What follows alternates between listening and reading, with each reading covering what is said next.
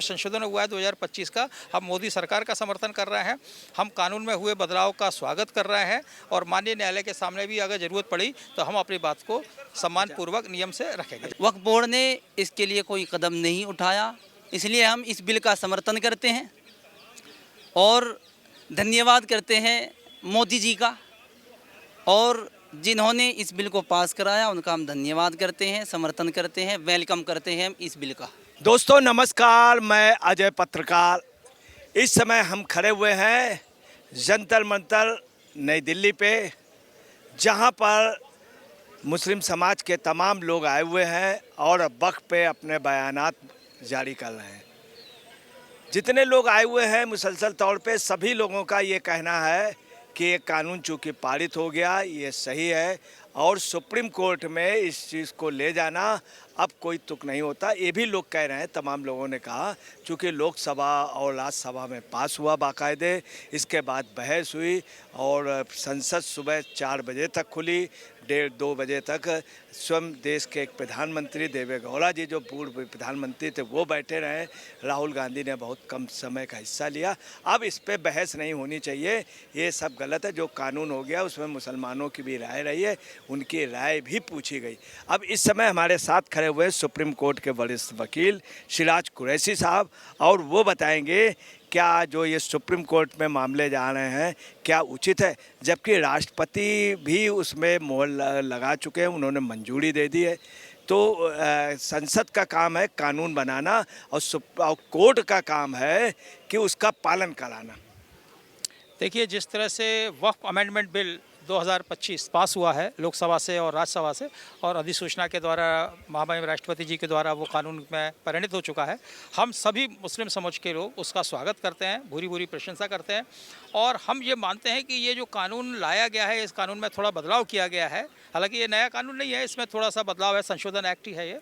और उस संशोधन के द्वारा निश्चित रूप से केंद्र सरकार ने मुसलमानों को एक तोहफा दिया है, और उसका प्रभाव, दूरगामी प्रभाव ये रहेगा कि जितनी वक्फ जायदाद आज की डेट में अतिक्रमणकारियों के कब्ज़े में है, जिनके किराए कम आ रहे हैं या उसको खुर्द-बुर्द किया जा रहा है, बेचा जा रहा है, बेजा कब्जा किया जा रहा है, निश्चित रूप से इन सब पे रोक लग जाएगी। और जो वक्फ में वाकिफ़ की मंशा के अनुसार जो वक्फ हुआ था, उस मंशा के अनुसार मुस्लिम समाज के अंतिम छोर पर खड़े हुए व्यक्ति का उसका लाभ मिलेगा इंशाल्लाह ताला। और हम सब लोग देखेंगे कि इस अमेंडमेंट के द्वारा जो वक्फ था सही में एक अच्छे रूप में भारत में एक शक्ल लेगा, और इसका सीधा प्रभाव निश्चित रूप से मुसलमानों पर पड़ेगा और अच्छा प्रभाव पड़ेगा।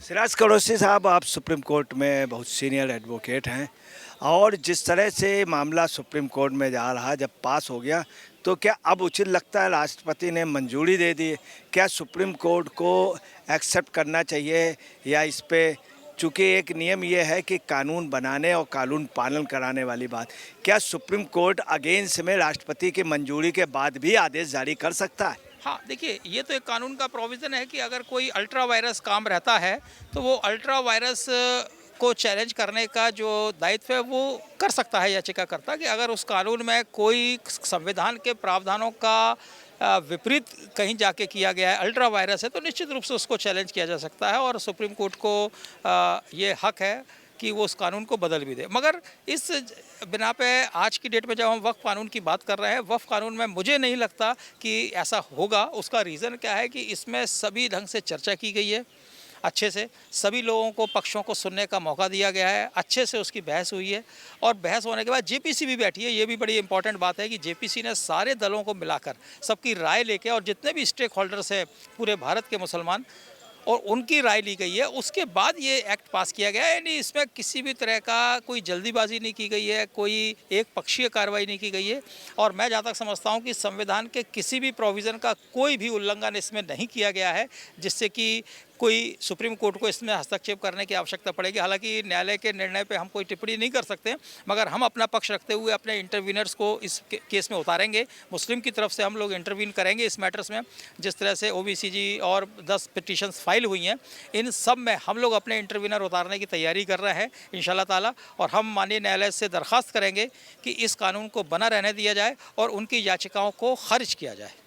वैसे आप लोग क्या मतलब सुप्रीम कोर्ट जाएंगे और इसके लिए कि ये नियम और कायदे कानून चलें और ये वक्फ बिल ठीक है? इसके लिए आप लोग सुप्रीम कोर्ट बिल्कुल जाएंगे? बिल्कुल जाएंगे हम लोग। और माननीय- क्या अपना क्या पक्ष क्या रखेंगे? हम माननीय न्यायालय से ये गुहार करेंगे कि देखिए ये जो एक्ट है वो जो संशोधन हुआ है वो कानून के दायरे में ही हुआ है, उसमें कोई ऐसी बात नहीं की गई है कि जिससे कि ये लगे कि आपने कानून के किसी भी प्रावधान का उल्लंघन किया है। देखिए हर आदमी को अपनी बात रखने का अधिकार होता है, वो अपनी बात रखेंगे माननीय न्यायालय के सामने और हम लोग अपनी बात को रखेंगे और हम वक्फ बिल का संशोधन का समर्थन करेंगे निश्चित रूप से और अपनी दलीलें और अपना पक्ष माननीय न्यायालय को बताएंगे निश्चित रूप से। और हमें उम्मीद है कि माननीय न्यायालय अगर हम इंटरवेंशन फाइल करेंगे तो उसको सुनेंगे और वो अपने विवेक से अपना फैसला देंगे और कानून के फैसले को हम सर आंखों पर रखेंगे हमेशा। अब एक समस्या ये आ रही है कि राहुल गांधी सोते रहें, कतई नहीं बोले, बाद में सो के उठे और उठ करके सफ़ेद कुर्ता, सफ़ेद कमीज और काला पैंट पहन के, चप्पल पहन के पार्लियामेंट थोड़ी देर के लिए पहुंच गए। उसके बाद उनकी हिम्मत नहीं हुई, उन्होंने क्या किया कि जावेद भाई को, मोतिहारी के सांसद जी को, उनको आगे कर दिया कि आप करिए। उसके बाद ओवैसी साहब जाग गए, ठीक है ओवैसी साहब ने किया, उन्होंने किया। अब यही पोजीशन अरविंद केजरीवाल 3-4 दिन तक कुछ नहीं बोले, उसके बाद उन्होंने अमानतुल्लाह खां को जबरदस्ती भेज दिया। हाँ, हम प्रश्न यही पूछना चाह रहे हैं, नहीं हम यही पूछ रहे हैं कि इस तरह से जो ये बाढ़ आ गई है, क्या ये रुकनी चाहिए? सुप्रीम कोर्ट क्या इतना, हर व्यक्ति पहले नहीं बोला, बाद में बोला? मैंने एक बार में बोल दिया कि हर आदमी को माननीय न्यायालय में जाने का हक है, आप उस पर टीका टिप्पणी नहीं कर सकते, ना हम कर सकते, कोई भी नहीं कर सकता। हम अपना पक्ष रखेंगे, हम अपना पक्ष रखेंगे, वो अपना पक्ष लोगों ने किया जैसे ओवैसी, तो आप जो बोल रहे हैं ओवैसी आपके विरोध में हो गए। हाँ, तो करने दीजिए, आप उनका विरोध करेंगे? बिल्कुल करेंगे, बिल्कुल करेंगे उनका विरोध। हाँ, विरोध ही करेंगे उनका निश्चित रूप से। हम वक्फ बिल का समर्थन कर रहे हैं जो संशोधन हुआ है 2025 का, हम मोदी सरकार का समर्थन कर रहे हैं, हम कानून में हुए बदलाव का स्वागत कर रहे हैं और माननीय न्यायालय के सामने भी अगर जरूरत पड़ी तो हम अपनी बात को सम्मानपूर्वक नियम से रखेंगे। अच्छा, मेन बात हम ये पूछना चाह रहे हैं, क्या ओवैसी जी ने जो फाइल किया है ये क्या उचित है? ऐसे वक्त जब वो बहस में भी रहे, वहाँ पार्लियामेंट के सदस्य 3 बार यही बात बताई आपने, उसी का रिपीटेशन कर रहा है। ये निर्णय माननीय न्यायालय करेगा, उचित है नहीं है, ये निर्णय का अधिकार ना मुझे है ना आपको है, किसी को भी नहीं है वो, क्योंकि वो माननीय न्यायालय में जाके बात कर रहे हैं ना। अब वो उचित होगी तो न्यायालय उसको स्वीकार करेगा, नहीं होगी तो डिसमिस कर देगा। हम अपना पक्ष जरूर रखेंगे, हम ओवैसी जी की याचिका का विरोध करेंगे निश्चित रूप से। और जावेद जी की याचिका का सभी ऑलमोस्ट सभी एक ही साथ क्लब्ड होंगी वो, इंशाल्लाह हम लोग विरोध में रहेंगे और हमेशा से संशोधन के पक्ष में रहेंगे। अच्छा, ये बताइए, एक चीज़ आ रही है कि आम लोग ये मान रहे हैं, इवन मिल्ली काउंसिल्स ने भी दबे जवान इस चीज़ को स्वीकारा है कि कुछ चेंज होगा एडमिनिस्ट्रेशन में, एडमिनिस्ट्रेशन में कुछ चेंज होगा।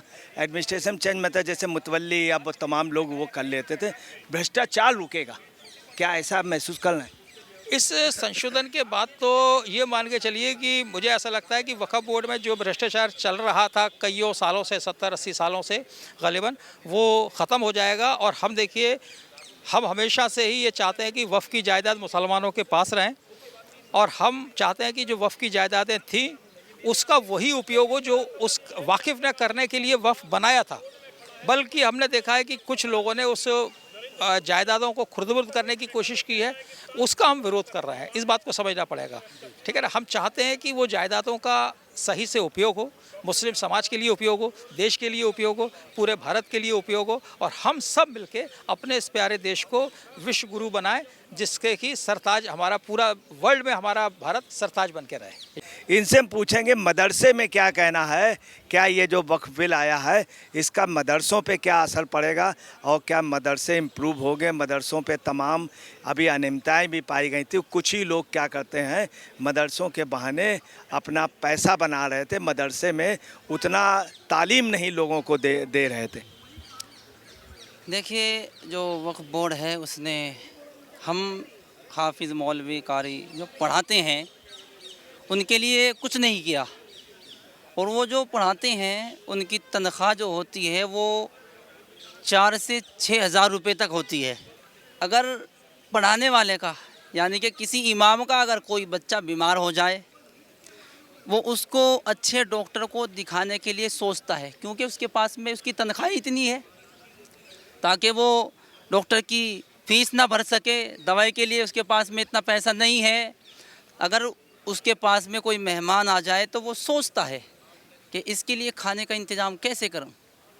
वक्फ बोर्ड ने जो है इसका इंतज़ाम नहीं किया।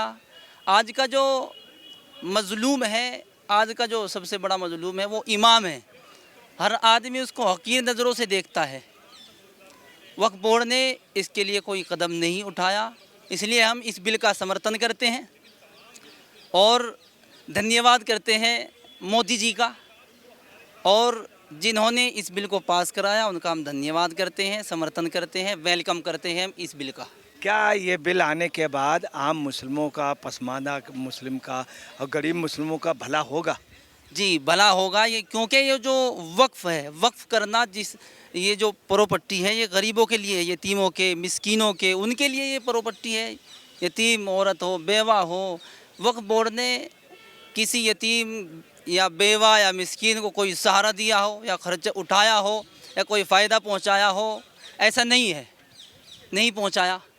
लोग मुतवल्ली बने बैठे हुए हैं और वो अपना फ़ायदा उठा रहे हैं इससे। तो सबसे ज़्यादा जो लोग छाए हुए थे मुतवल्ली वगैरह, मतलब आज ये पोजीशन है, लोग मुतवल्लियों को, अधिकतर मुतवल्लियों पे ये आरोप लगते हैं कि वो अधिकतर पैसा लेना, लोगों को बेवकूफ़ बनाना, तो क्या इनसे छुटकारा मिल जाएगा जो बीच बीच में लोग लगे? जी, ये बिल आने के बाद उनसे छुटकारा ज़रूर मिलेगा, हमें उम्मीद है, और इसका फ़ायदा होगा मुसलमानों को, जिनका हक है उनको मिले। जी ऐसा ही है, पहले वक्त बिल जो पास नहीं हुआ और जो मसूद साहब ने जो काम किया वो अच्छा किया, जो अच्छा काम करते हैं उनका हमेशा विरोध होता हुआ है। जी इसके पहले दिल्ली में भी मैं आपको बता दूं, दिल्ली में भाजपा की सबसे पहली जब नगर निगम में सरकार बनी थी, नगर निगम के जनसंघ की बनी थी, जब जनसंघ, जब देश आज़ाद हुआ उसके बाद उसमें अनवर अली देहलवी थे मंत्री, वो इस तरह का बिल लाए थे, उन्होंने सुधार भी किया था। परंतु उसके बाद क्या हुआ कि चूँकि मौजूदा केंद्र सरकार कांग्रेस ने विरोध किया था, शायद वो अनवर अली देहलवी ने जो किया था या उस समय जो भाजपा इसी दिल्ली में लेकर के आई थी, आज मोदी ने उसको पूरा किया है।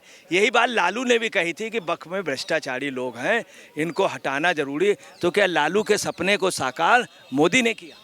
जी, उनके सपने को साकार मोदी जी ने किया, और जो पहली सरकारें रही हैं उनमें ये बिल पास नहीं होने दिया गया, और आज ये मोदी की सरकार में पास हो गया, तो जो यतीम और जो जिनका जो हक है वो उन तक पहुंच जाएगा।